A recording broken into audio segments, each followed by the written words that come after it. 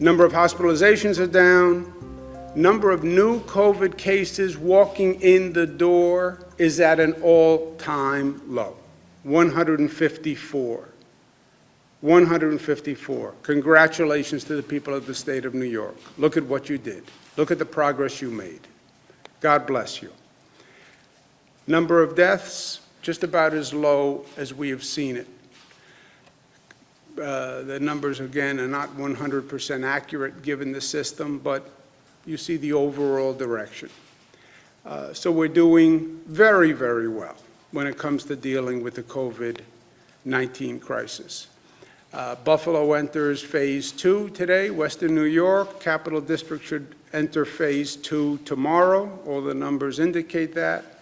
Our experts are going over the numbers, but there's no reason to believe that the Capital District doesn't go into phase 2 tomorrow, and I fully plan to affirm that later this afternoon. But Capital Region will go into phase 2. New York City is on track in the midst of all of this to open phase 1 next Monday.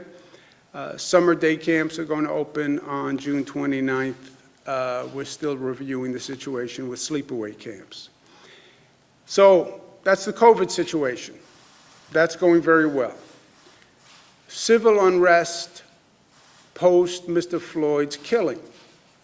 That's also a complex situation with a number of levels. You have protesters who are outraged at what has happened, and you have criminal activity, looting, extremist groups who are using this moment for their own purposes and exploiting this movement and moment. Two very different things. On the protesters, they're outraged. And by the way, I agree with them. What happened to Mr. Floyd was a disgrace. It was repugnant to America. It was repugnant to any good policing perspective or strategy or approach.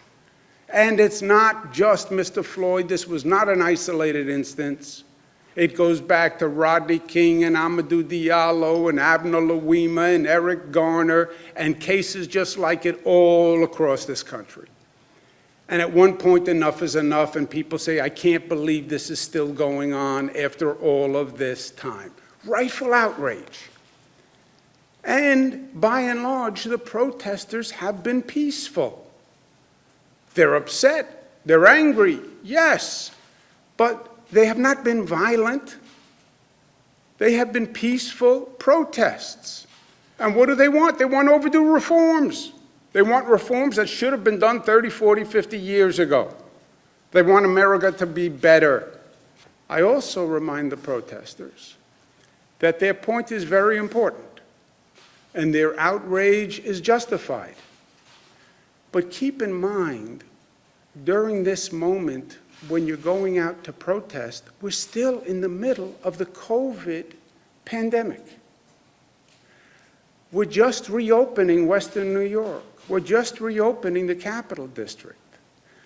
We're going to reopen New York City this coming Monday. Yes, protest. Yes, express your outrage. But be responsible, because the last thing we want to do is see a spike in the number of COVID cases. And that is one of the complications of these compounding crises. I know a lot of the protesters are so annoyed they don't want to hear about COVID anymore. COVID is yesterday's news. No, COVID is still a problem. And COVID still kills also. So be mindful and respectful of that.